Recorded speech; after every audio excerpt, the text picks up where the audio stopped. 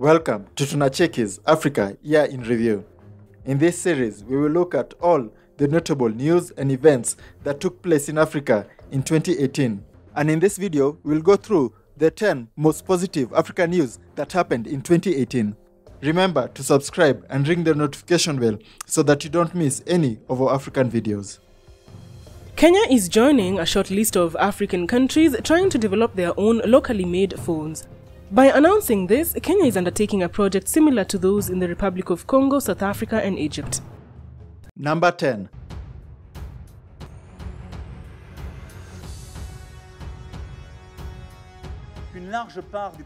It is unacceptable that large parts of African heritage be in France, but there is no unconditional justification for this. African heritage cannot just be in European private collections and museums.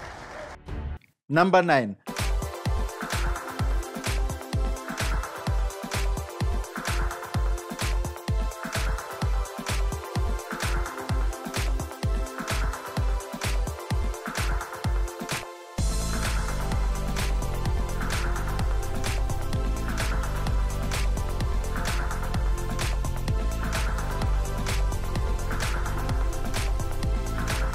Number 8.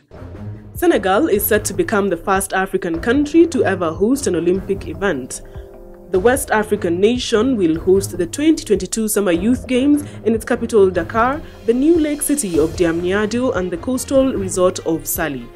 Number 7.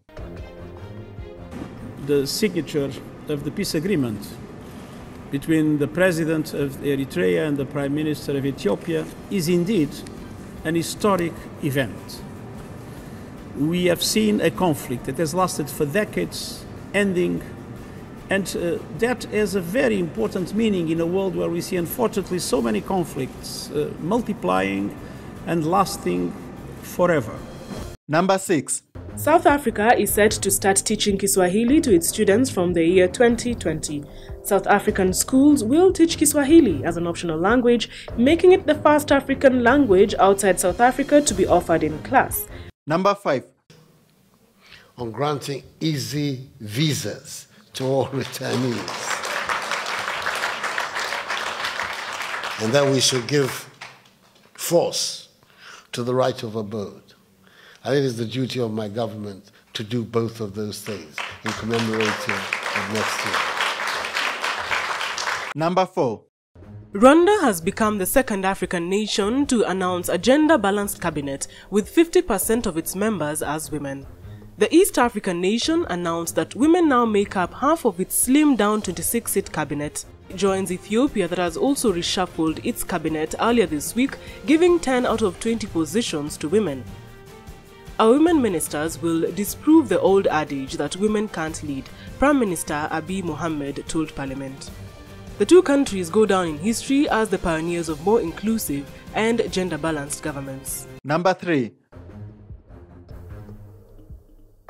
Key priorities for the government of Ethiopia in this context are attracting high-quality foreign direct investment into productive sectors, calling up investment in productive infrastructure, skills development for enterprise, productive and competitiveness. New projects. After all, the best way to speed up business climate reform is to attract more global firms to Africa. These also, in fact, accelerate the growing of small and medium businesses as well. This produces a demonstration effect which... Number 2. South Sudan is celebrating a new peace deal with the hopes of an end to a conflict that has killed hundreds of thousands of people.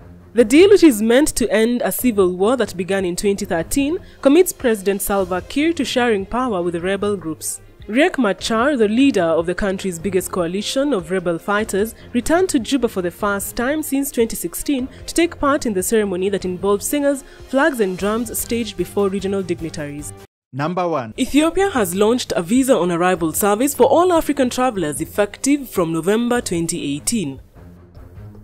Ethiopia has introduced visa on arrival entry for all Africans to foster closer and food regional integration.